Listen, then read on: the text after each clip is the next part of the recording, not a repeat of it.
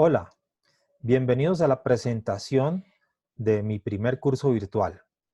He decidido hacer este curso sobre un tema que me parece fundamental, relevante en este momento que estamos viviendo tan trascendental.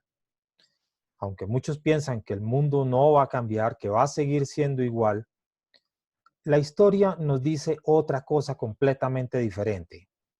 Tal vez llegamos a un nivel de sociedad y de civilización tan arrogante por todas las conquistas que hemos hecho, que pensamos que podremos seguir igual y que la vida como la llevamos hasta el momento no nos va a afectar en lo más mínimo luego, que va a seguir siendo igual, que los negocios serán igual, que la gente hará el mismo tipo de joyas, hará el mismo tipo de arte, se escribirá de la misma manera y se pintarán los mismos cuadros. Pues no es así, la historia dice todo lo contrario. Cuando ha habido grandes crisis y grandes problemas, siempre ha habido grandes cambios. Aquí, en esta introducción, vamos a ver uno de los grandes cambios, tal vez el más relevante, tanto en el nivel de la pandemia como en el nivel del cambio fundamental que se dio en el arte. Entonces, no es el único, hay muchos otros y otros eventos han producido cambios en el arte, no necesariamente bajo ningún punto de vista.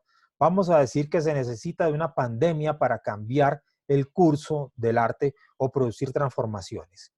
Lo que yo veo, después de haber estudiado varios casos y haber leído y haber visto las distintas situaciones, es que hay un desgaste, hay un agotamiento de una forma de arte que viene simplemente saturándose, o hay razones de otro tipo. Tal vez aparece nueva tecnología, nuevas formas de expresión, y estos eventos de pronto aparecen de la nada, te meten en un tiempo de reflexión, de meditación, de revisión, te cambian el estado de ánimo de una manera profunda, te lo cambian, y cuando sales como artista, pues como es una cosa general que ha afectado a tanta gente, obviamente esas tendencias se van produciendo de un momento a otro y de pronto se van afirmando y van mostrando lo que va a ser una nueva era, una nueva época de una forma de expresarse. Hay varias preguntas que yo quiero tratar de dilucidar y por qué es importante.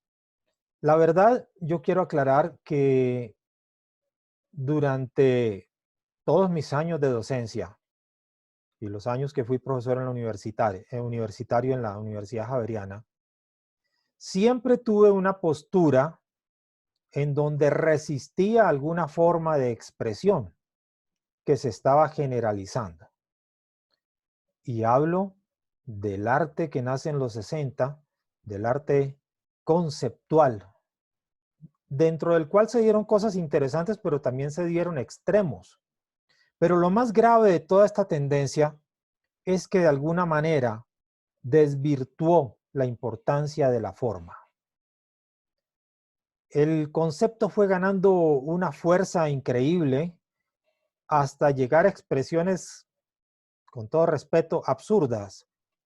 Hay documentales que se refieren a este tipo de arte como arte falso inclusive. Yo no me atrevería tanto, pero quiero decir que hay gente muy seria que así le ha llamado, arte falso. Avelina Lesper es una estudiosa, crítica tremenda mexicana, que ustedes pueden buscarlo en YouTube, ahí sus publicaciones y ver la postura que ella tomó frente a esto. Pero nosotros no vamos a entrar en una polémica porque cuando uno lleva casi 40 años en una posición, imagínense todas las polémicas que habrá podido tener, todas las discusiones que habrá podido tener. Son infinidades, argumentaciones, y a veces uno pues no ha tenido toda la razón, pero en muy buena parte, si uno ha persistido en una postura, seguramente que todavía cree que tiene razón en muchos aspectos. Tampoco quiero desvirtuar los aportes que se hizo a través de todo el énfasis en el concepto. De ninguna manera. Creo que nos ayudó en muchas áreas a resolver y llegar a una forma de crear, de producir y de hacer una propuesta. Sin embargo, yo en lo personal me quedo mucho más con el planteamiento que hace Bruno Munari, un hombre que fue asistente de un ingeniero, luego trabajó en diseño gráfico por mucho tiempo y finalmente entró en el área de lo que es justamente la pedagogía infantil y también hizo diseño industrial. Y estos aportes que hizo él sobre la forma de abordar un problema de diseño industrial, creo que nos ayudó tremendamente a encontrar alternativas a simplemente trabajar con un concepto. Lo más grave es haber dejado atrás tanto conocimiento, tanto. Es que son siglos de conocimiento donde la composición y la forma se desarrollaron, aumentaron, se catalogaron. Y de un momento a otro decir, no, todo esto es basura y lo único que importa es el concepto, pues no creo que estemos en el camino correcto realmente. Pienso, con el mayor respeto, que estamos a portas de un cambio en el estilo. Y no lo digo yo, lo dicen otras personas, lo afirman otras personas que saben mucho más que yo y que han estudiado más sobre estos cambios que yo.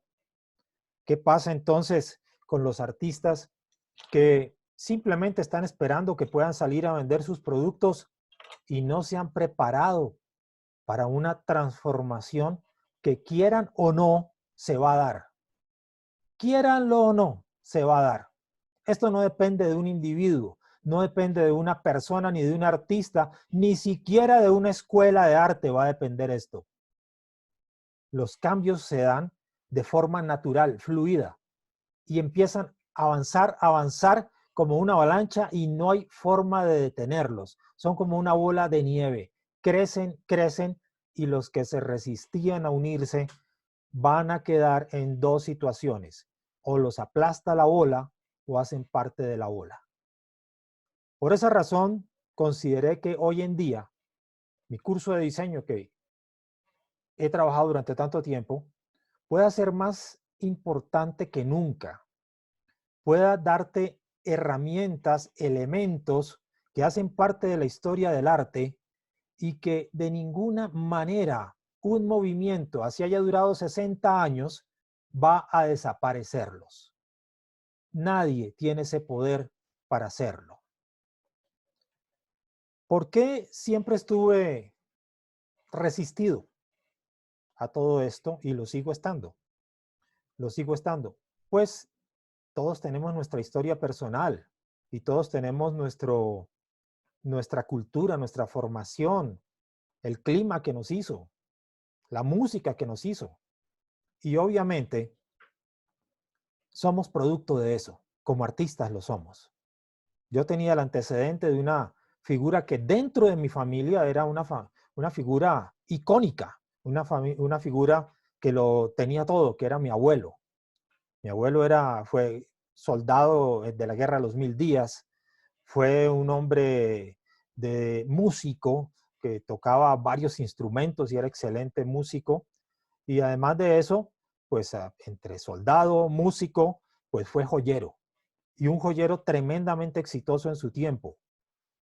Tenía clientes de Europa, presidentes de la República lo tenían como cliente personal. Y logró algo impresionante, y es que a él no le mandaban a hacer las cosas con un dibujito ni con una idea. Siempre le decían, aquí está esta piedra que tenía, aquí está este material, haga lo que a usted le parezca, como usted lo considere. Había clientes que esperaban hasta 2 años para que su pedido estuviera listo y viniera un intermediario de Europa, recogiera las piezas y se las llevara.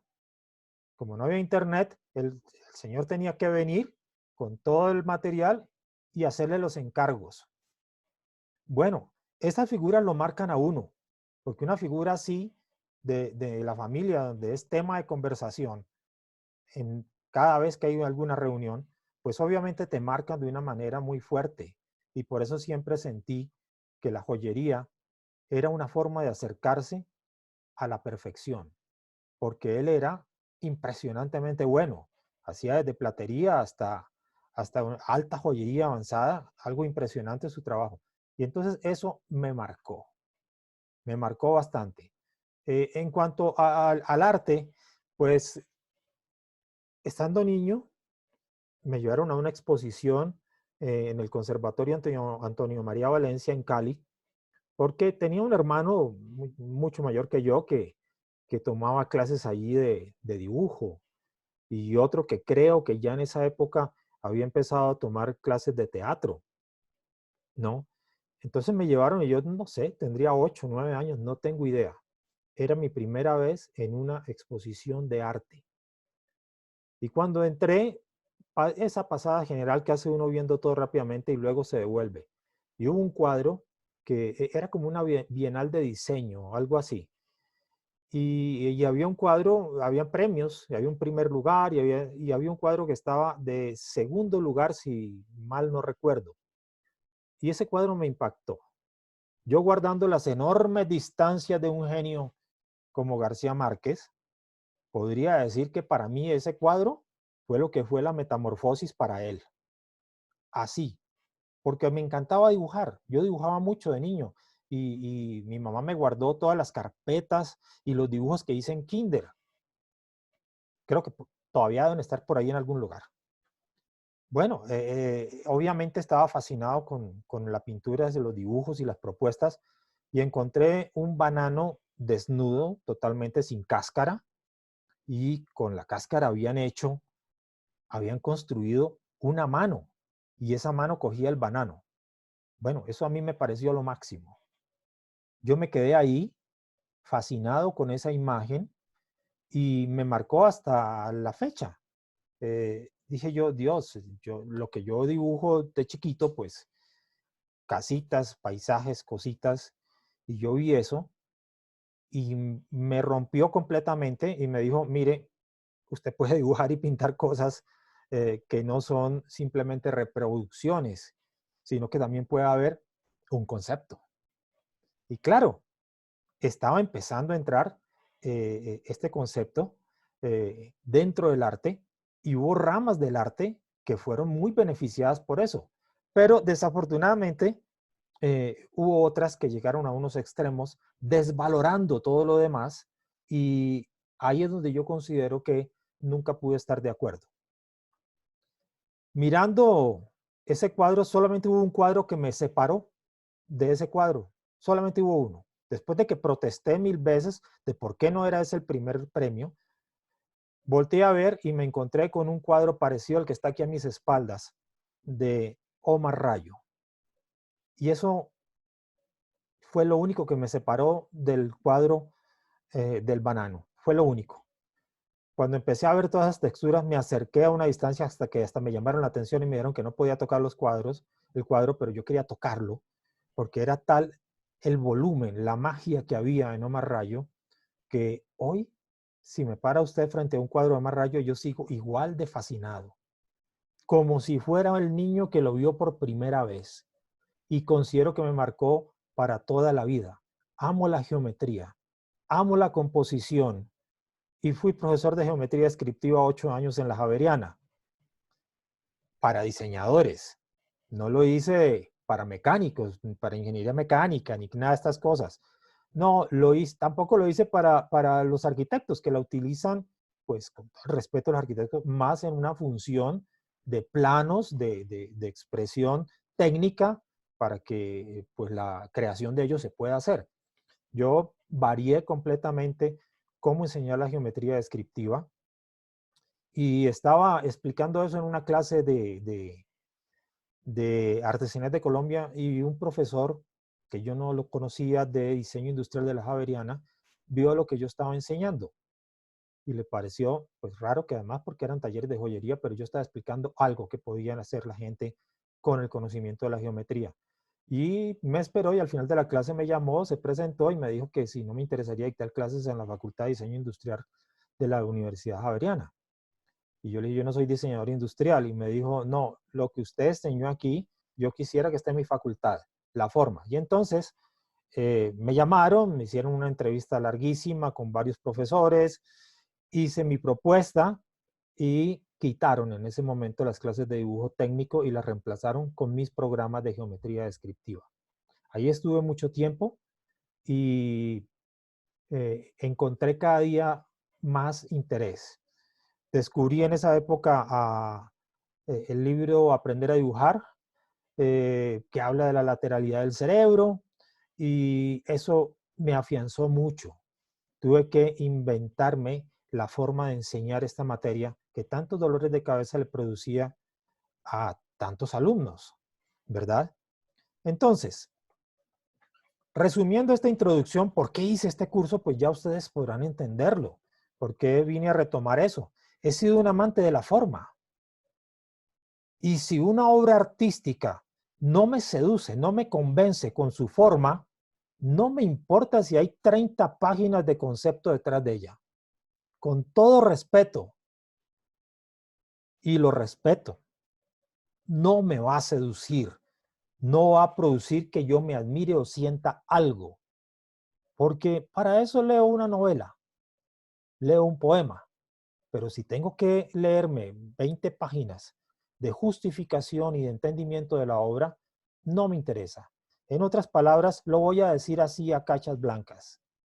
No me interesa la obra artística y la expresión artística que no entienda. Simple, porque cuando yo voy a ver arte, voy a ver diseño, yo espero que lo que vea me produzca emociones. Y no necesito saber ni quién lo hizo, ni por qué lo hizo, ni en qué se inspiró. No me interesa.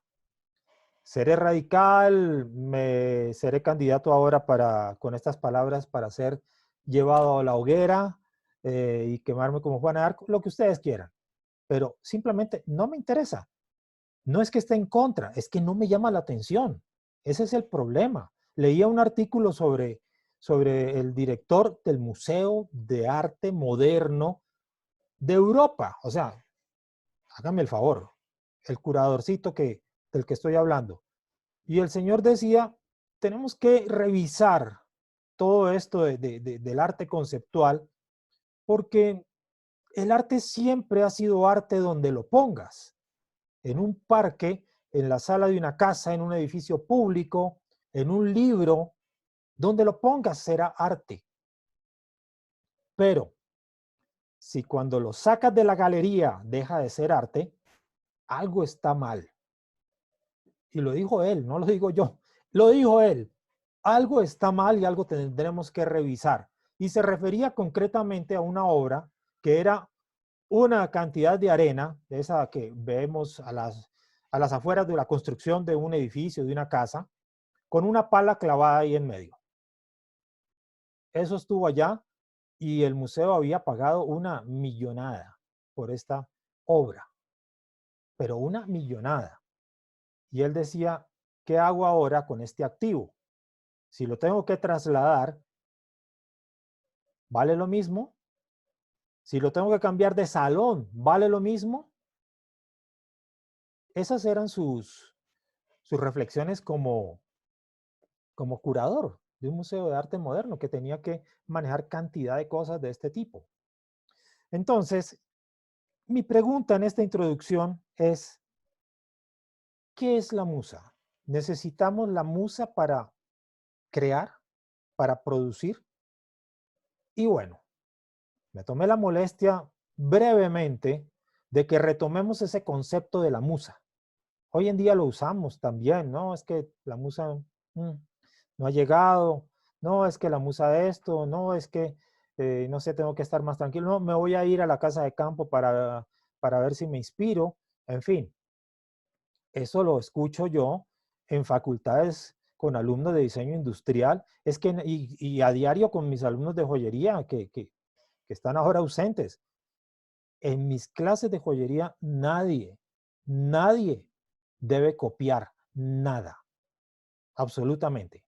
Yo enseño técnicas y la creación es algo que tienen que empezar a cultivar y les doy forma de que lo vayan haciendo, pero bajo ningún punto de vista vamos a promocionar que se copie. Sin embargo, eso en teoría es perfecto, pero cuando tienes un alumno y le dices, bueno, vamos a hacer un dije de estas y esas características, y empiezas y atiendes a otras personas y miras a otros y vas por ahí, por acá, y luego pasas y miras de reojo al alumno y no ha hecho absolutamente nada y está ahí paralizado, sentado paralizado, y uno le dice, "Oh, ¿ya tienes el dije?". Es que no se me ocurre nada. No se te ocurre nada. Pero, como qué te gustaría hacer? No sé, no sabes. ¿Te gustan los animales?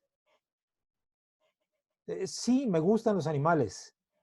¿Te parece un gatico? No, soy alérgico a los gatos. ¿Una mariposa? Sí, podría ser una mariposa.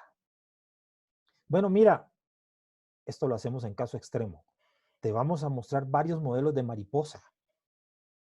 Y entonces sacamos ahí una cantidad de siluetas. Escoge una que te guste. Y después de otros 15 minutos le decimos, ¿ya la escogiste? Y dice, no. ¿Por qué? Es que ninguna me gusta. Esta si tuviera las alas más largas, esta si las tuviera más anchas, esta si no tuviera el cuerpo con esa forma, sino más delgado. Bueno, entonces, ¿por qué no la dibujas? Es que no sé dibujar. Este es el diario vivir en una clase con principiantes de joyería. Y supongo que la será de muchos profesores. Entonces, ¿realmente dependemos de la musa? ¿O es un mito la musa? Bueno, yo me dediqué a investigar un poquito sobre esto y voy a empezar con mi PowerPoint para que reflexionemos sobre esa musa. ¿Realmente quién es? ¿Y de dónde salió? ¿Y por qué algunos claman por ella? Todo ese tipo de cosas. Vamos a compartir, voy a venir aquí a compartir el, el, el video y vamos a ubicarnos un poquito abajo. Preguntas de un diseñador sobre la musa. ¿Y por qué digo un diseñador? Digo un diseñador porque yo he sido muy enfático en las diferencias del trabajo de un diseñador y el trabajo de un artista. He sido muy enfático, a pesar de que el otro día me invitaron a una super conferencia con uno de estos señores que vienen de Europa. Entonces, si viene de Europa, tiene que saber mucho. Y además de una escuela famosísima. Y bueno, que le habían pagado no sé cuántos millones por venir. Y cuando fue a empezar la conferencia, lo primero que dijo es, un día parado frente a X universidad, no voy a decir cuál, iba a entrar y había una flecha que decía arte y otra flecha que decía diseño. Y yo me quedé pensando, ¿qué es esta cosa sin sentido? No recuerdo las palabras exactas. Recuerdo lo que transmitió. Si son la misma cosa, al menos yo nunca he encontrado ninguna diferencia entre una cosa y la otra. Y yo me iba hundiendo y escurriendo en la silla. No podía creer que alguien que viniera de tan lejos, que viniera a tratar de darnos un aporte, que bueno, lo está necesitando. Colombia es un país que la única identidad que tiene son las esmeraldas, pero Colombia no tiene una identidad de joyería como lo tiene Italia. No lo tiene, ni como lo tiene Francia. Nosotros aquí, si hay una piedra verde, eso es colombiano. Punto. Monpós tiene una identidad y la tiene muy clara y muy definida, pero ¿la joyería colombiana tiene realmente una identidad? Bueno, eso sería motivo de otra charla y de una discusión profunda. Pues bien, el asunto es que ¿cómo podemos empezar un trabajo? Tenemos que depender siempre de Pinterest, tenemos que depender siempre de esa iluminación y, como digo yo, hoy en día, de esa ocurrencia. ¿Somos artistas de la ocurrencia? ¿Somos diseñadores de la ocurrencia? Pues no. Como diseñadores tenemos una actividad diferente a la del artista, pero utilizamos las mismas herramientas en muchos casos. Las herramientas de composición, de equilibrio, de ritmo, vamos a tener que seguir usándolas y las compartimos. El diseño en un lado, el arte en el otro, y en el medio se crea con herramientas similares, pero lo que se hace tiene dinámicas completamente diferentes. Nosotros como joyeros, ¿qué somos? Pues bueno, la joyería es una de las áreas que ha estado ahí navegando entre la rubia y la morena, en una zona gris a veces que no se sabe si esa joya es una joya artística para poner en la galería o si es una joya de diseño para vender en la vitrina. Creamos algo y un concepto que ya está bastante para revisión, digámoslo, para que no se ofenda a nadie. Está para revisión, que es el de joyería contemporánea. ¿Qué es joyería contemporánea? Pues las cosas que yo veía como joyería contemporánea, las estoy viendo hace 40 años. Y cuando me puse a estudiar sobre el nacimiento de la joyería contemporánea, hace alrededor de unos 70 años que ya había expresiones de joyería, de lo que conocemos como joyería contemporánea. Es decir, la palabra contemporánea es absurda, porque de contemporánea no tiene absolutamente nada. Tiene unas raíces antiquísimas, ya viejas. Si usted tiene 20 años, posiblemente ni siquiera era anteproyecto cuando ya estaba haciendo joyería contemporánea. Entonces, ¿por qué se llama contemporánea? Bueno, simplemente fue un nombre que se fue quedando, se fue calando y fue identificando un estilo de hacer joyería. Y eso es otra cosa. Yo me refiero al término, no a la joyería en sí, sino al término. El término está un poco fuera de fase. A mí cuando me preguntan en una exposición, es que es una exposición de joyería contemporánea. Yo les digo, bueno, pues yo la verdad lo que hago es joyería artística. Yo no hago joyería contemporánea como la que se conoce como joyería contemporánea. Yo lo que hago son propuestas netamente artísticas que son para que estén en una galería, luego pasen a un catálogo y algún día sean donadas a algún museo o algo. Pero yo sé de antemano que cuando participo en una exposición de esta, mi joya no se va a vender. Y no se va a vender porque la tengo que valorar como arte. Y le tengo que poner precio de arte, porque es eso. Pero cuando estoy en mi taller y tengo que hacer joyas para vender, pues hago diseño. Diseño. ¿Y cuál es la diferencia? Pues que cuando yo hago diseño, lo que hago es conforme a unas necesidades de mercado, conforme, y eso va a ser afectado por el precio de la joya, va a ser afectado por el tamaño de la joya, por las tendencias, por los colores que utilice.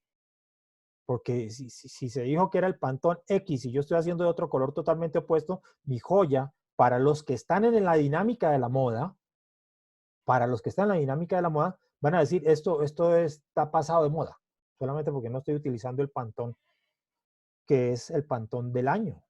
La dinámica es completamente distinta. Cuando yo hago arte, dije una expresión en una conferencia que estaba dando en una universidad de diseño en Quito, y dije, cuando yo hago joyas artísticas, me doy el lujo de hacer lo que me da la gana. Y me miraron así como raro, yo creo que, no sé, tal vez allá no sé hablar así, pero yo lo quería decir así para ser un poco enfático en mi postura, ¿sí? En mi posición. La libertad que tengo cuando que tiene el artista no le importa cuál es el color Pantón del año, el artista no le importa si se están usando formas geométricas o formas orgánicas, al artista no le importa si se están usando grandes dimensiones o pequeñas dimensiones.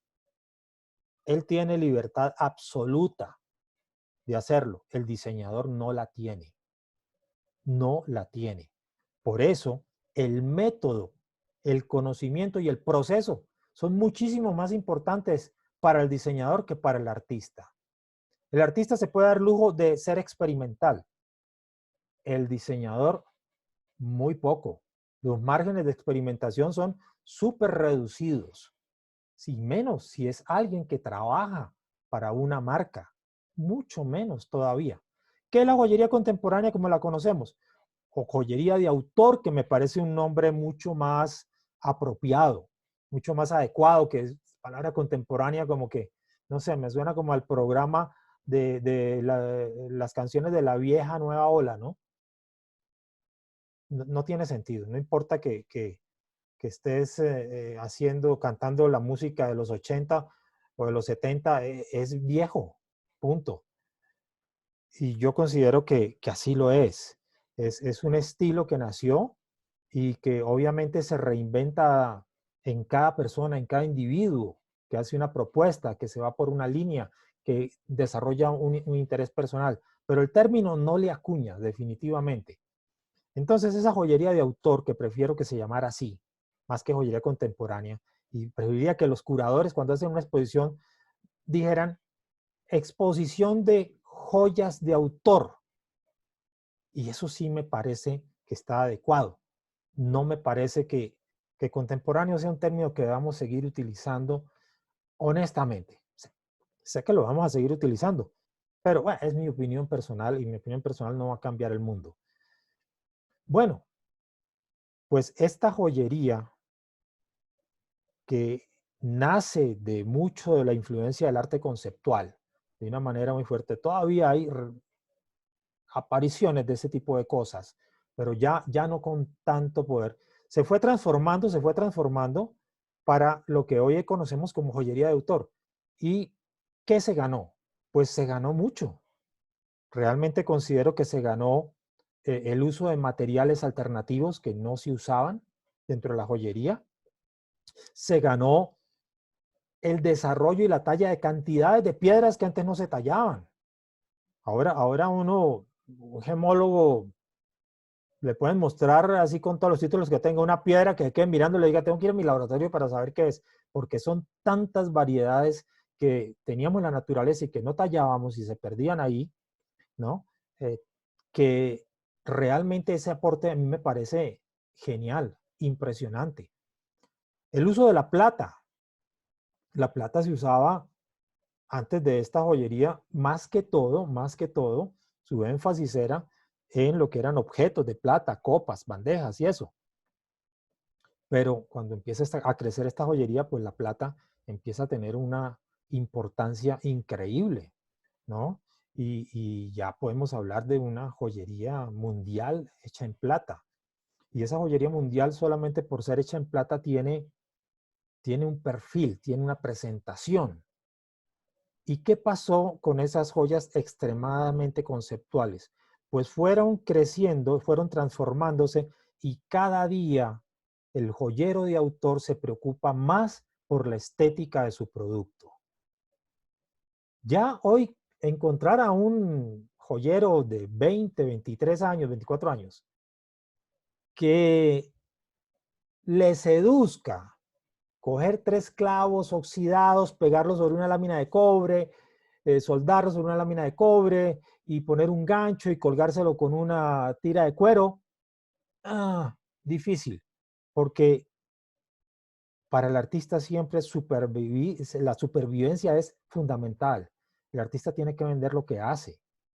El diseñador también tiene que vender lo que hace. Y más el diseñador, que si le abren una vitrina, pues en un centro comercial y sus productos no se venden, no funcionan y no tuvo el dinero para hacer un marketing alrededor de su nombre y finalmente poner esto de moda y poderle lograr que cierta clase social o famosos o artistas usen su producto, definitivamente va a tener que depender de 2 cosas: la composición y la estética de su joya.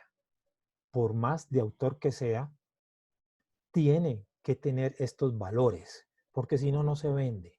Y por eso insisto, este curso lo diseñé para que todo aquel que creció en esta dictadura del concepto excluyente. ¿Por qué le digo dictadura? Porque es excluyente. Si es que yo hablaba con personas que llegaban de Europa, de las escuelas de Europa, hace 35 años, y me decían, uy, esa piedra es un diamante, ¡qué horror! Y yo, perdón, ¿de qué me estoy perdiendo? Uy, tiene piedras montadas en gaste al grano, eso, ¡qué horror! Eso es allá, lo clásico, como dijo cierta persona famosa. Lo clásico allá, así, ¿no? Allá, lo clásico. Me recordó mucho a este cantautor Zagala que en una ocasión quería estar en intimidad con la familia en un restaurante y se vino alguien a pedirle un autógrafo y lo firmó y luego se vino otro y ya cuando llegó el tercero sacó la servilleta y la sacudió y le dijo ¡atrás! Bueno, así me sentía yo. Sentía que cada vez que hablaba de alguna opción en esa época, no esta, en esa época, de utilizar recursos materiales de lo que llamaban la clásica, me decían atrás, ¿no? Y bueno, el tiempo fue cambiando. Hoy tenemos diseñadores, empezamos por los asiáticos, por gente del Japón. Tengo una amiga que en Japón, que siempre es la primera que me desea feliz cumpleaños en Facebook, porque allá llega primero el día. Y tengo mucha admiración por su trabajo. Se llama Nagai Junko. Obviamente que no va a ver esto porque ella no habla español. Pero bueno, los que están en mi Face y ven que ella está, lo van a ver. Y ella ha sido invitada para grandes eventos. Un evento que hizo la NASA en Japón, la invitó para que hiciera joyas que tuvieran que ver con el espacio para ese gran evento. Qué cosa tan fantástica. Y lo que hizo fue espectacular. Hizo unas joyas como Saturno y Marte y la Luna y todo lo que hizo fue, a mí me encantó. Ella es de esa nueva generación de artistas y no lo digo por edad, no lo digo por edad en lo más mínimo, porque yo me considero ahí arrimado y estoy ya mayorcito. Me considero arrimado a ese grupo y cada vez me identifico más con ellos, que trabajan expresiones muy de la joyería que conocemos como contemporáneas y combinan piedras que tampoco debo decirlo porque los gemólogos me regañan, semipreciosas. No se puede decir semiprecioso delante de un gemólogo, te regaña. No existe tal término en la gemología. Bueno, pero ya sabemos de qué estoy hablando. Y les ponen circones y las engastan en oro, en platino. Y han llegado a la libertad de tomar lo que quieren y les da la gana de lo que llamamos joyería clásica y lo que quieren de lo que llamamos joyería contemporánea. Ahí están los verdaderos diseñadores que están transformando una forma de expresión en la joyería.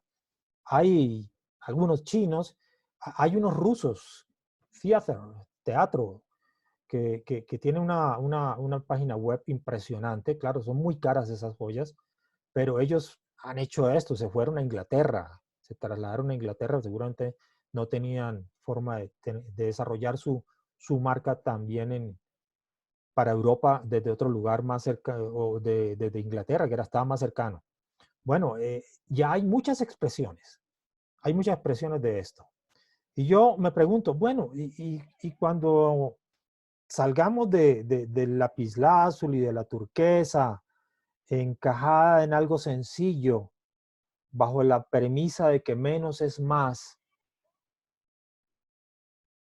¿qué va a pasar? ¿Nos atropellará la bola de nieve?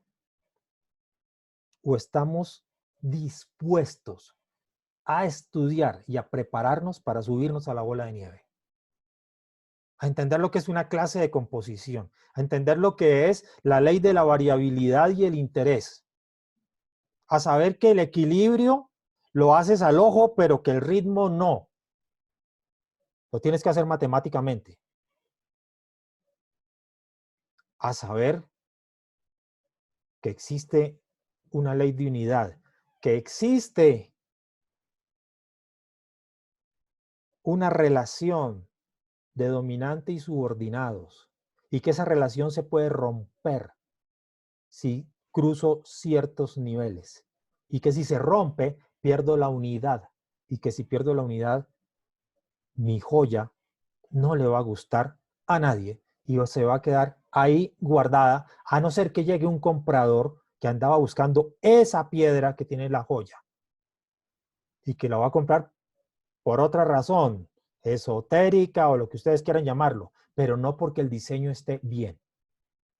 Eso es lo que quiero que aprendamos. Eso es lo que yo quiero enseñar. Y creo que estoy en el mejor momento, con todo lo que está sucediendo, de decir, ok, paramos, hicimos una reflexión, ahora vamos a ver qué era lo que sabían esos tipos del Renacimiento, que en algo hicieron las cosas bien.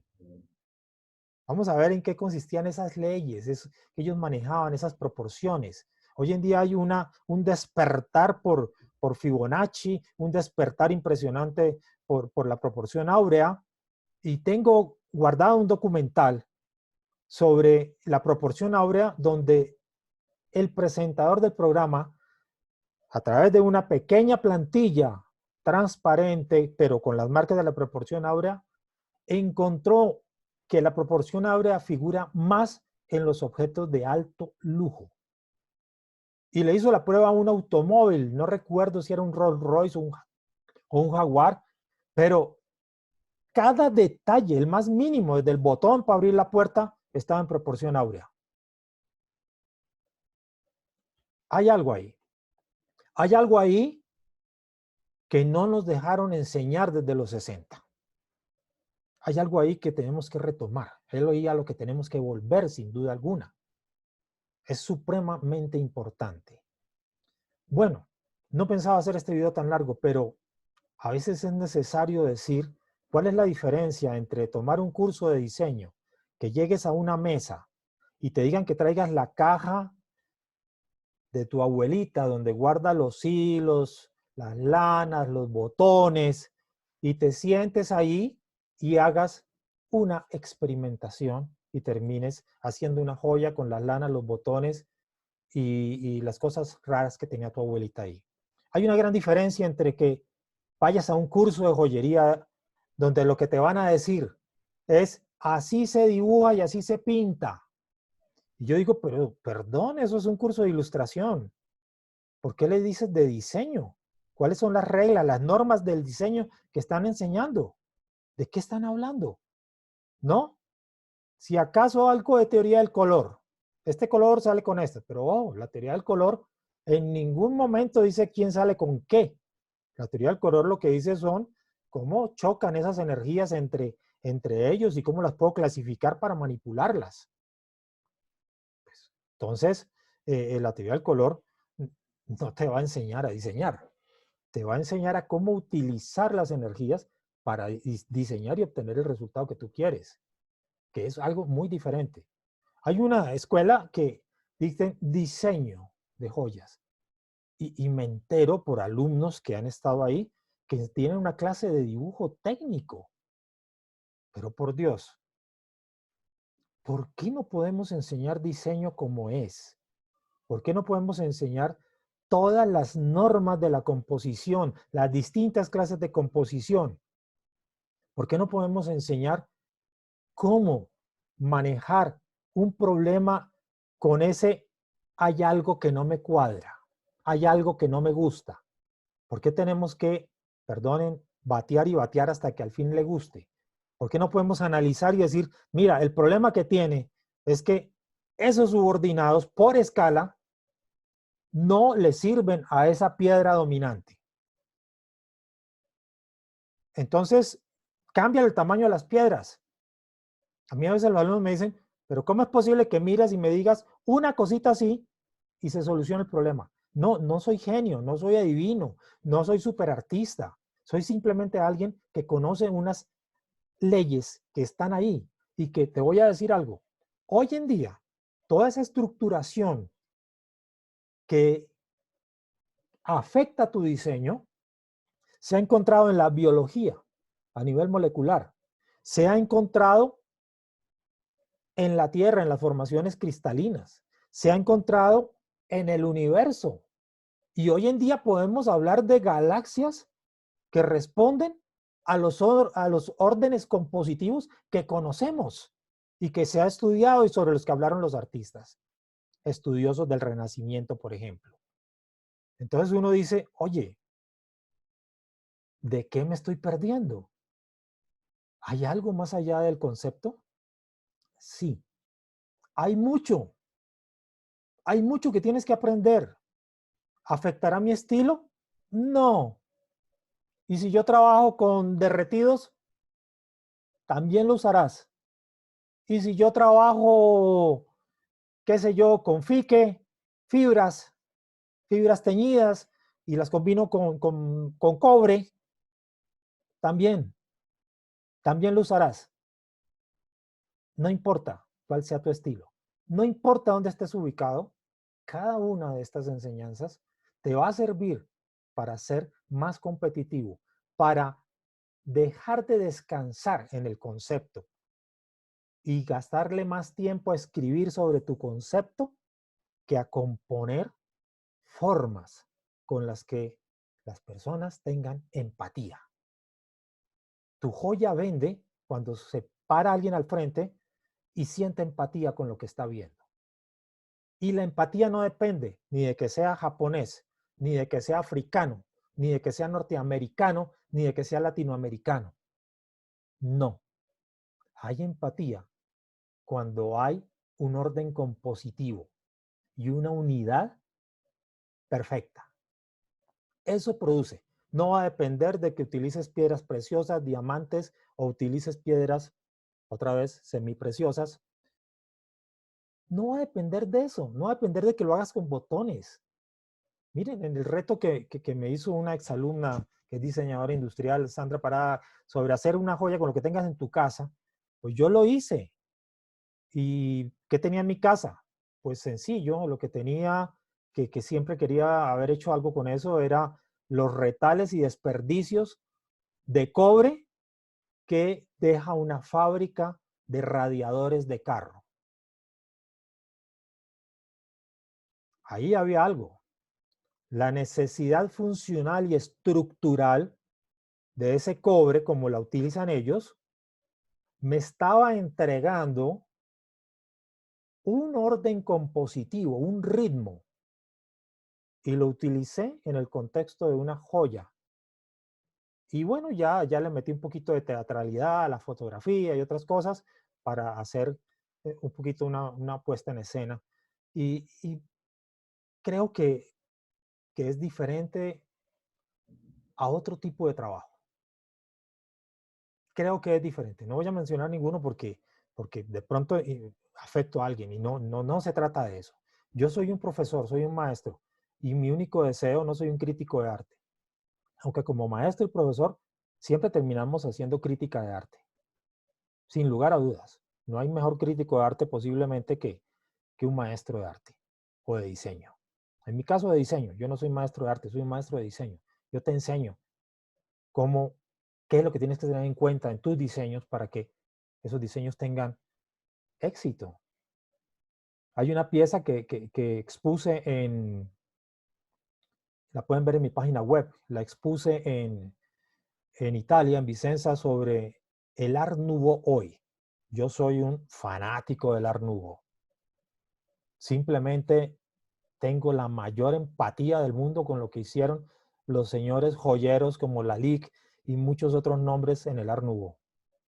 Ahí yo me puedo quedar y mirar y mirar. Y es más, lo he dicho muchas veces, qué lástima que no haya mecenas en este mundo hoy en día, porque si los hubiera, me conseguiría uno para dedicarme solamente a hacer joyas con los estilos, los componentes y los elementos del Art Nouveau.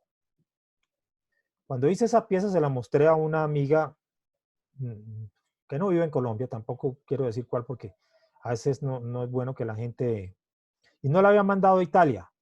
Y ella es diseñadora profesional y ahora está llamada a una universidad y todo esto.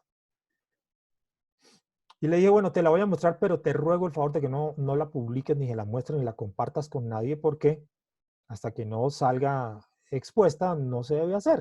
Es una cuestión de mínima educación con el curador, obviamente. Y entonces la vio y no me dijo mayor cosa, o no me dijo nada. A los 3 días hablé con ella y le dije, oye, nunca me dijiste nada de la joya. Y yo estaba por decirte, ¿qué es lo que tiene esa pieza? Que llevo 3 días pensando en la pieza y viéndola en todo. Si veo una pared blanca, se me aparece tu joya.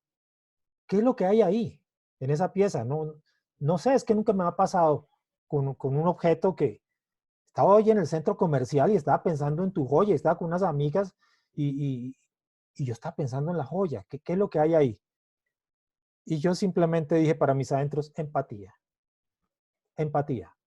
La pieza está perfectamente calibrada, medida, proporcionada. Sé utilizaron parámetros de proporción áurea también, pero la proporción áurea no es todo, es como la apliques. No piensas que por entender que la proporción áurea ya se soluciona el problema. No. Hay muchas cosas más alrededor de la proporción áurea.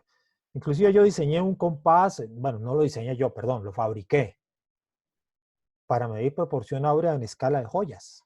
Lo hice. Pues bueno, los dejé aquí sobre preguntas de un diseñador sobre la musa. Y para terminar un poco sobre el tema, y prometo una segunda charla gratuita como esta, antes de que se inscriban en mi curso, vamos a ver algunas cosas para, con un poco de sentido del humor, iniciar un poquito sobre qué es la musa. Aquí tenemos preguntas de un diseñador sobre la musa. Bueno, ¿quién es la musa? Todos nos preguntamos en algún momento quién es la musa. ¿Es algo espiritual? ¿Es algo que sale de mi conciencia? ¿Es algo que de alguna manera hace parte de mi talento? ¿Nací con esto? ¿Nací con musa o nací sin musa? En fin, muchas preguntas. ¿Por qué no vino a trabajar hoy? Bueno, pues la pregunta puede ser chistosa, pero es real. ¿Por qué si tengo que entregar? De pronto hay trabajos que te llama el cliente y te dice, ¿y cómo va mi trabajo? Y no has ni siquiera podido empezar. Y dices, bien, bien, bien, bien, bien, ya en esto te mando el boceto. Mentira, no sabes todavía ni por dónde empezar. Y mira que es que las piedras, las esmeraldas, y me los regaló mi abuelo, y mi abuela me regaló los onix, y yo quiero que los dos estén juntitos, porque ellos siempre se amaron y vivieron juntos. Y tú, las esmeraldas con los onix, ¿cómo voy a resolver este bendito problema? ¿Y no te gustaría dos dijecitos independientes? No, no, no, no, no, que los quiero juntos. Ahí tienes el problema. ¿Está enferma? ¿Es que yo estoy afectado? ¿Es que me dio una gripe o tengo el COVID y por eso no puedo diseñar? ¿Qué es lo que pasa? Pues claro, si te da el COVID no vas a poder diseñar. Vas a con un respirador encima. Pero, ¿qué es? ¿Es mi estado de ánimo? ¿Es que la luna no está donde debe estar? ¿Es que hoy los astros no están alineados? ¿Qué es lo que pasa aquí? Bueno, ¿está pidiendo aumento de sueldo? ¿Será que, como sé que fulano es mi primo o mi prima y me dijo que era para su novia y que se iba a casar y quería regalarle algo bonito, entonces sé que me va a tocar hacer prácticamente gratis este bendito trabajo y por eso no me puedo inspirar, porque es que va a perder mucho tiempo y fulano siempre me ha quedado viendo plata y el otro trabajo solamente me dio el adelanto y luego lo recogió y yo soy pésimo para cobrar. ¿Cuál es el artista que no es pésimo para cobrar? No existe a mi modo de ver. Los artistas y los diseñadores somos pésimos para cobrar. Antes de conseguirte un ayudante de taller, te recomiendo que te consigas un cobrador.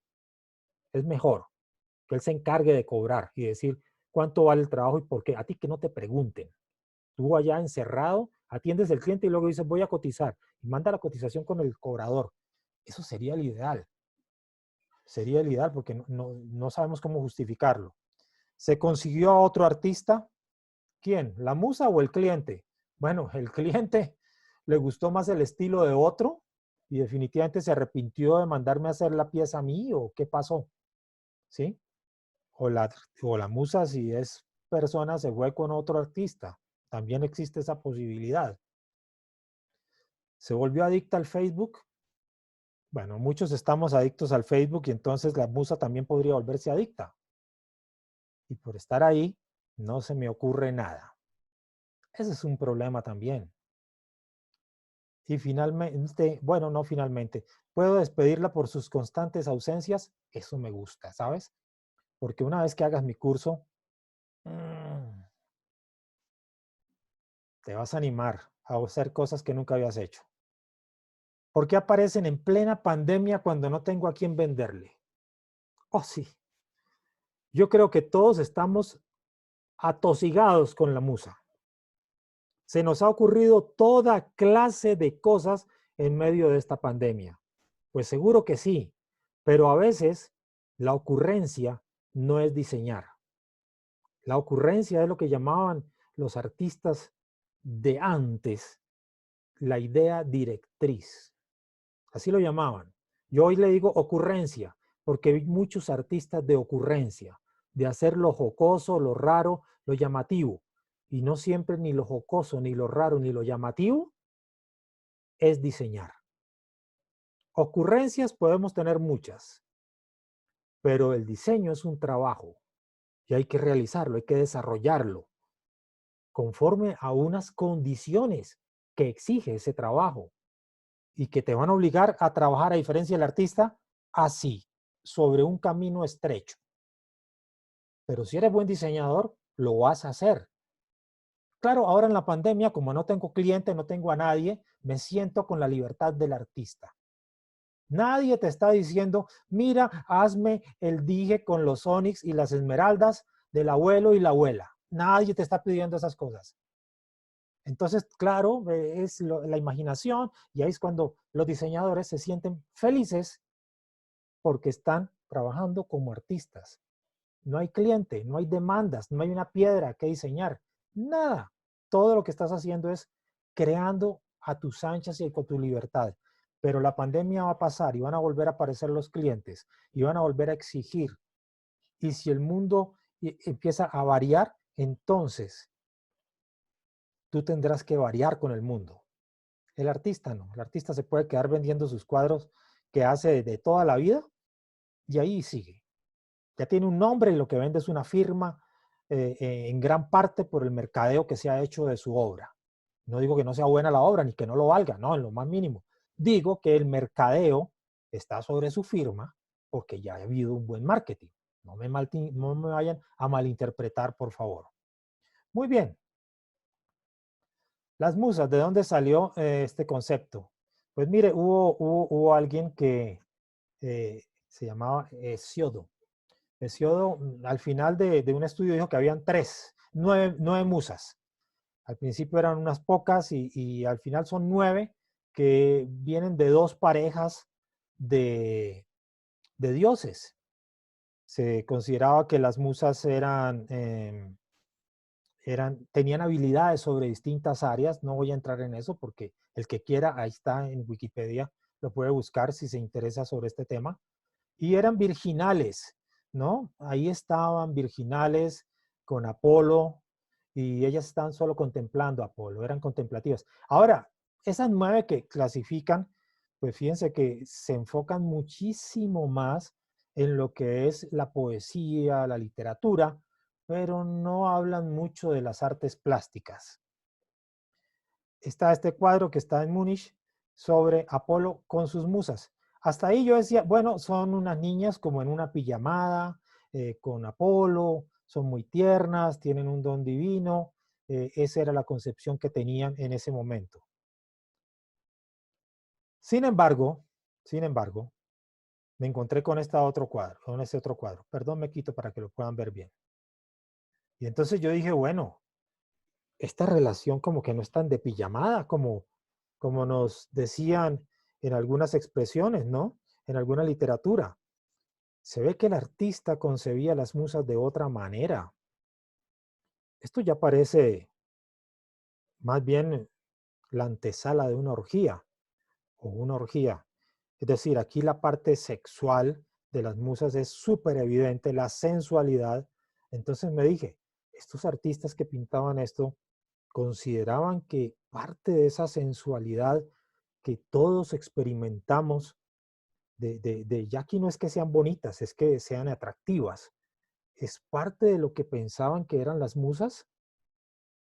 Y entonces después de ver este cuadro, pues quise hacerle un favor a los solteros y conseguí los nombres de ellas.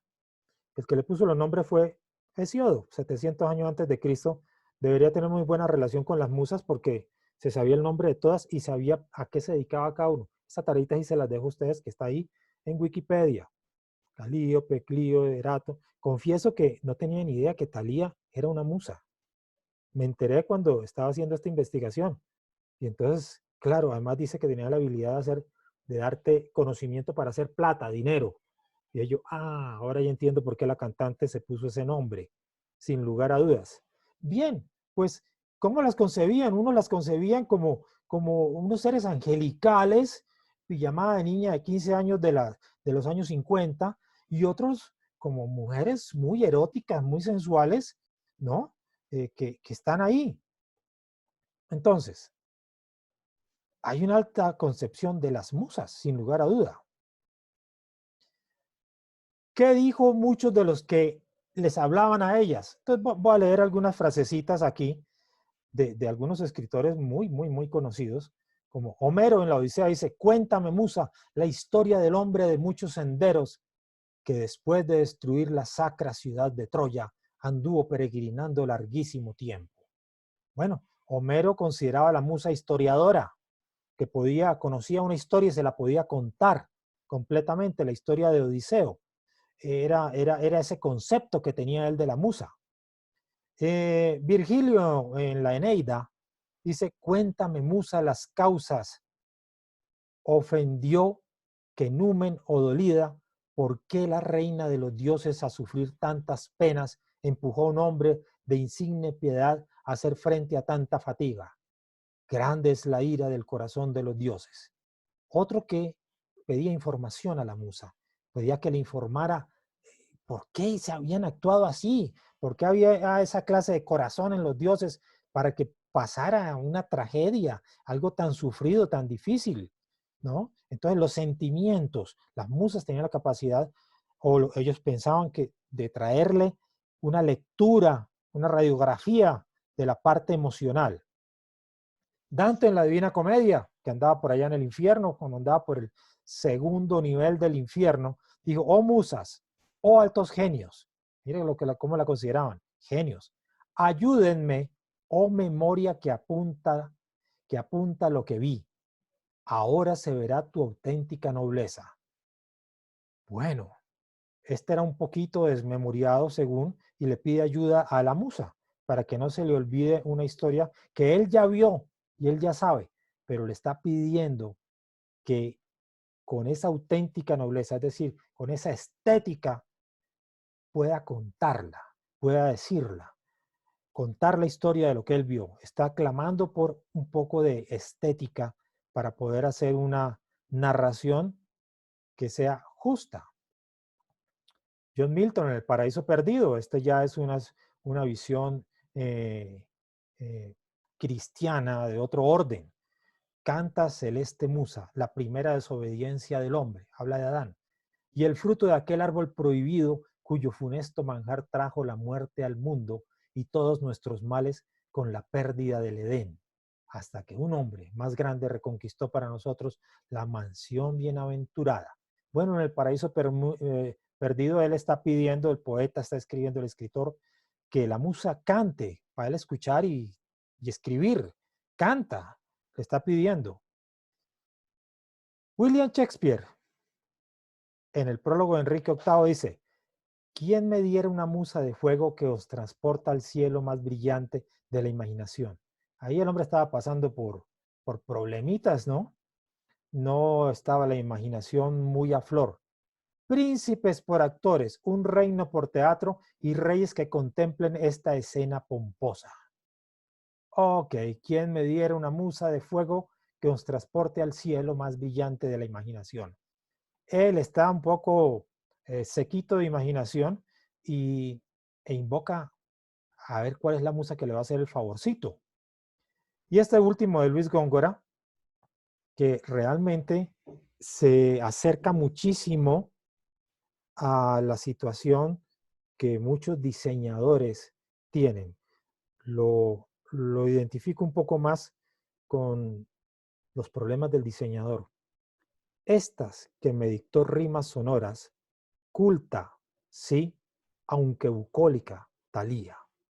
Bueno, estaba sin duda alguna evocando a una específica, y esa específica es la que provocaba o daba las ideas o hacía que las cosas generaran recursos económicos.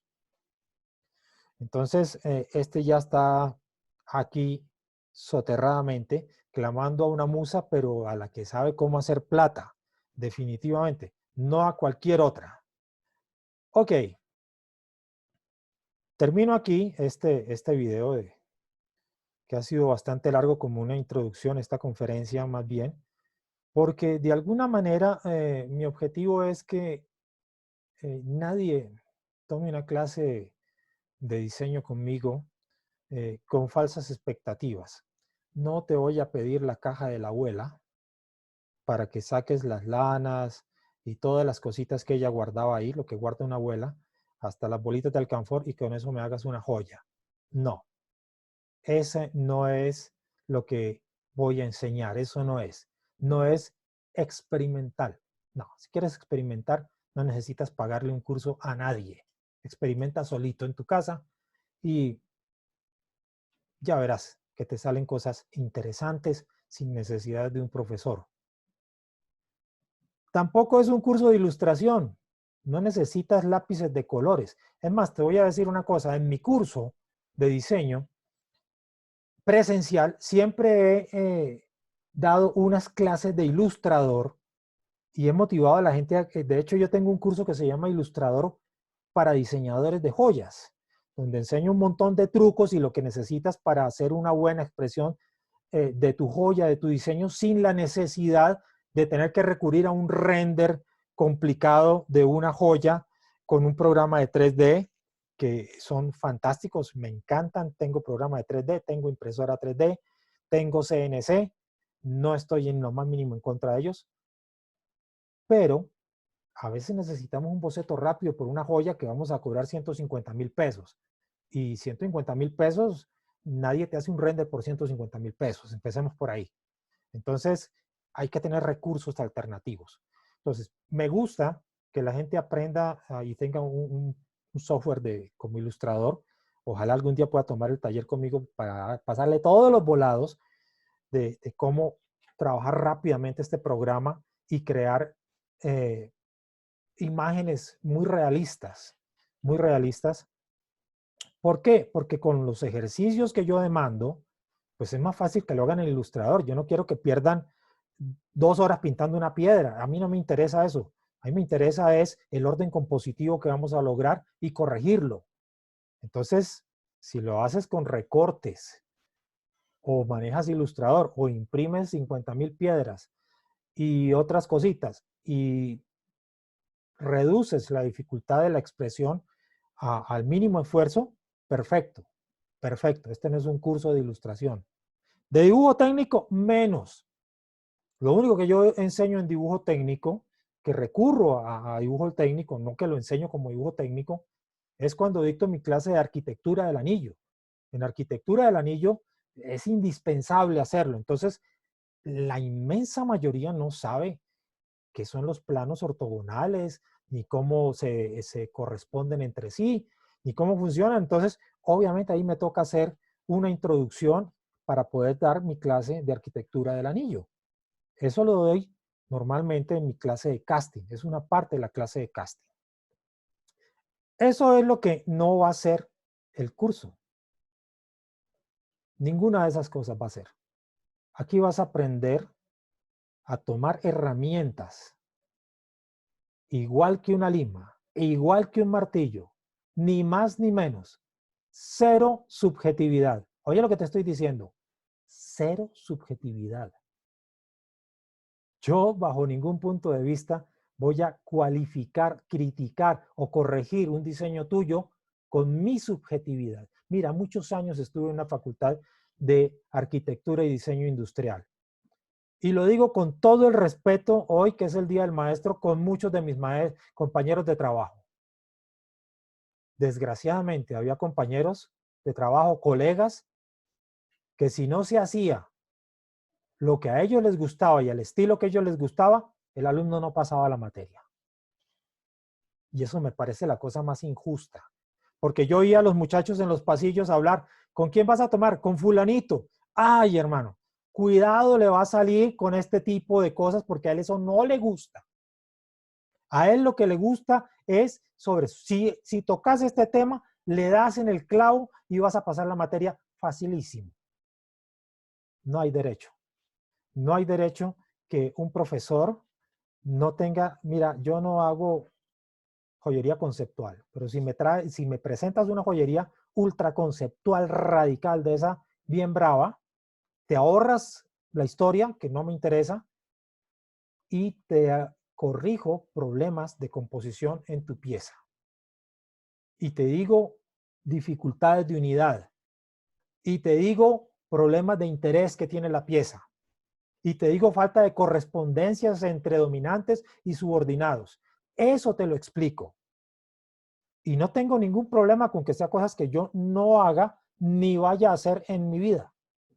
No tiene nada que ver con eso. Lo que yo te voy a enseñar son herramientas tan útiles como un martillo, como una lima, como cualquier herramienta que utilizas para lograr tu resultado final.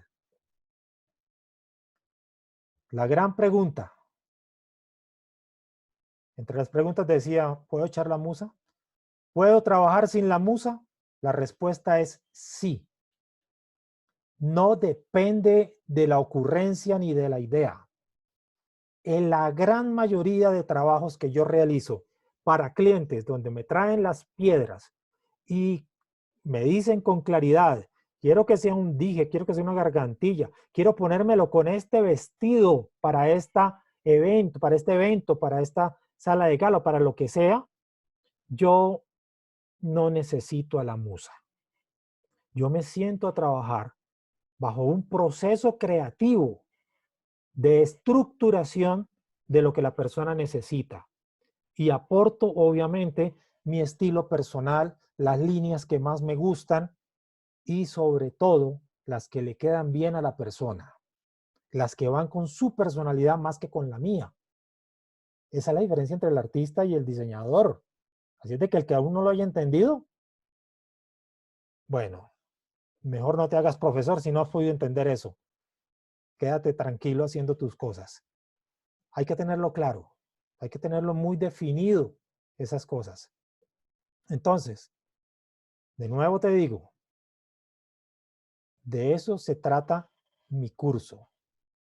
Voy a hacer una segunda clase. No, esta es una introducción y así lo dije. Voy a hacer una segunda conferencia para que, si estás interesado, veas cuál sería la dinámica y lo que estudiaríamos.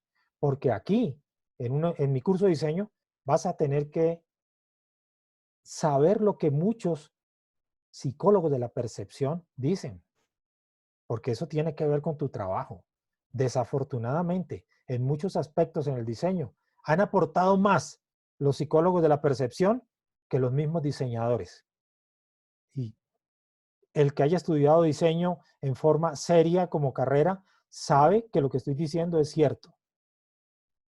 Muchos psicólogos de la Gestalt nos dieron luces y nos aclararon cosas increíbles.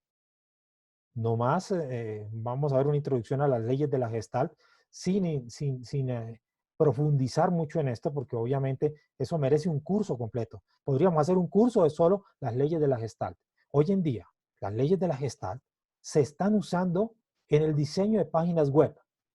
Y de hecho, hay un blog de un muchacho, no recuerdo el apellido, diseñador joven, que las explica aplicadas a la página web de una manera fantástica. Me encantó. No cité nada de él en el curso porque obviamente tengo que ser muy cuidadoso cuando hago un video que subo a YouTube, de que si no tengo el permiso específico de la persona, pues me pueda poner un problema por derechos de autor, y eso pues implica que me cancelen un canal y me causen muchos problemas. Entonces, a no ser que, por eso utilizo tanto Wikipedia. No es porque, no es por como le decían a un jurado, usted es solo Wikipedia, no. Es que mira, de verdad, uno se asusta cuando va a publicar algo. Le da temor porque hay mucho celo hoy en día en todas estas cosas. Yo, este tipo de charlas, reproduce, las publica, las manda, las usa en una charla, en familia, lo que quieras. No tengo ningún problema con esto.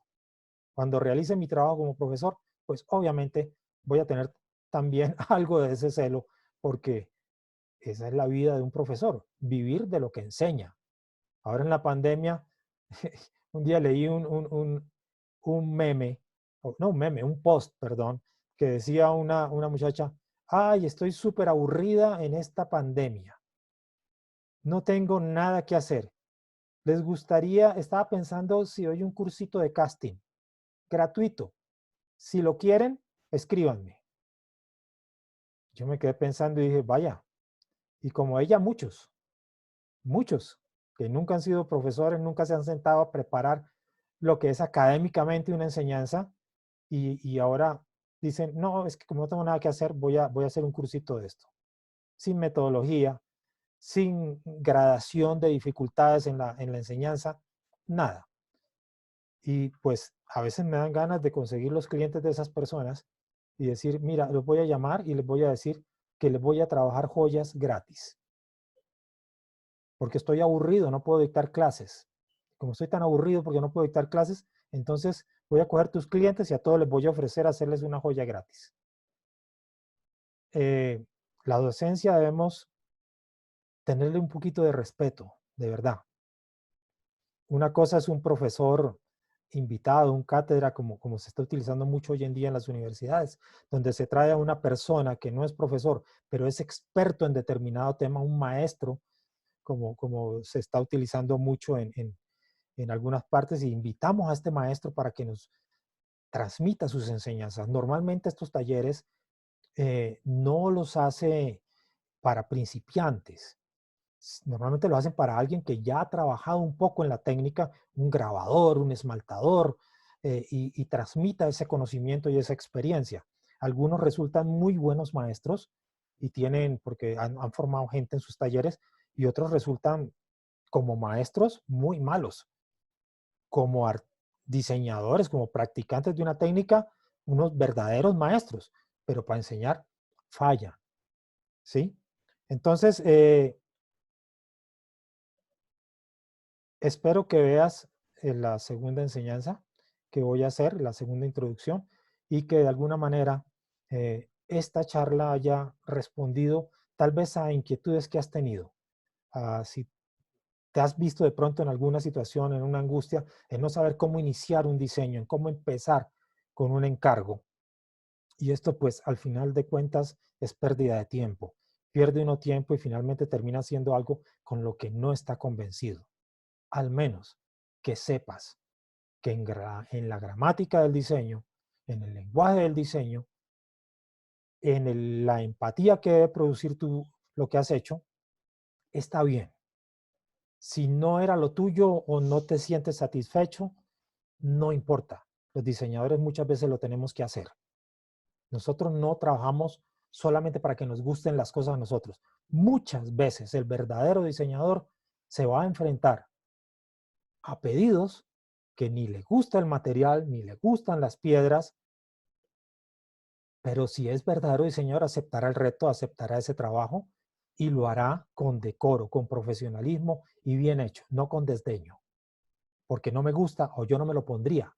Yo todavía no entiendo esos diseñadores o diseñadoras más bien que dicen, uy, no, no, no, no, no, es que yo no me pondría eso, yo no puedo hacerlo. Discúlpame, Entonces, ¿tú eres tu única cliente o qué? ¿Trabajas solamente para tu gusto personal? No, tenemos que sacar de todas estas concepciones erróneas la actividad del diseño. El diseño es un trabajo que hace un profesional y que responde a las necesidades de un cliente o de un mercado o de un target específico. Si no, con todo respeto te lo digo, si no puedes entender esto y no puedes asimilarlo, mira, ahí está el arte. Tiene las puertas súper abiertas para que no te enfrentes a las grandes dificultades de un diseñador. Esto es todo por hoy y esperen pronto un segundo video, tal vez no, mucho más corto, donde sí va a ser una clase como sería la dinámica de todo el curso, una clase específica. Obviamente sin alumnos, porque si le hiciera con alumnos el video se alargaría muchísimo. Pero cuando se dicte el curso, va a ser con alumnos y con un número preciso de alumnos. No puedo tener demasiados alumnos porque quiero poder despejar dudas a uno y no tener que tener 20 personas en un Zoom. No se trata de eso. Eso sería si fuera una conferencia. No, se trata de poder atender a un número muy reducido de personas y crear una interacción con sus trabajos para poder avanzar a un ritmo que pueda permitirme cumplir con un programa. Si meto 30 personas o no atiendo a ninguna o no me sirve. Entonces, esa es la idea. Y esperamos que entres a mi página web, que es muy fácil, www.abelesjoyero.com. Así es mi Instagram, así es mi Face, así es mi correo de Gmail, todo, abelesjoyero.com. Y entonces ahí hay un formulario, llénalo y escribe bien tu correo. Me han escrito y me ponen un correo erróneo que me lo devuelven. Bueno, si hay un verdadero interés, entra, ves mi página, ves algunas de las cosas que yo he hecho, ves una trayectoria cortita, sin aburrirte, y entras al formulario y entonces dices en la parte donde vas a llenar sobre lo que tienes que decir dentro del formulario, la razón, el motivo, el asunto. Estoy interesado en tomar el curso de diseño y algo más. Me serviría 2 horas, 3 veces a la semana o 1 hora todos los días porque mi horario se complica y me serviría en la tarde o me serviría en la noche o me serviría en la mañana. 3 cositas. ¿Estás interesado? ¿Qué intensidad te sirve? Y finalmente sería el horario. Entonces yo hago mi base de datos y cuando tenga un número de personas, pues simplemente les mando un correo diciendo cuánto vale. Va a ser pagable con tarjeta de crédito, no va a haber ningún problema. Puedes diferir y tampoco va a valer una millonada. Va a ser más económico que la hora por clase presencial que yo dicto. Mucho más económico. Y yo pues estoy dentro del estándar. Mira, cuando fui a poner los precios de mis cursos, vi cuánto cobraban en Chile, vi cuánto cobraban en Perú, vi cuánto cobraban en Ecuador, vi cuánto cobraban en toda Latinoamérica. Y llegué a ver que las diferencias eran mínimas. Nunca me comparé con Europa, donde vale 10 veces más de lo que cobramos en Latinoamérica. Nunca me comparé con Estados Unidos, donde también es carísimo. Pero me comparé sí con México y encontré una tarifa. Y esto va a estar como un 40% por debajo del costo hora de clase presencial. Entonces, es una buena oportunidad. Esperamos entonces que te comuniques si quieres esperar a la segunda, a la otra clase gratuita. Pues bien, si quieres de una vez escribir, perfecto. Pero sí tendrás que ver la clase gratuita antes de empezar el curso, en caso de que te interese y te matricules, porque ese conocimiento de esa primera clase es supremamente importante para la totalidad del curso. No puedes saltártela. Tienes que verlo, sacar el tiempo, antes de la primera clase. Es la recomendación que te doy. Muchísimas gracias por todo este tiempo. Es difícil darse a conocer y dar a entender la posición, pero espero que te haya quedado claro, que sepa lo que esperas del curso y que se hayan contestado muchísimas de eso que llaman preguntas frecuentes. Hasta la próxima.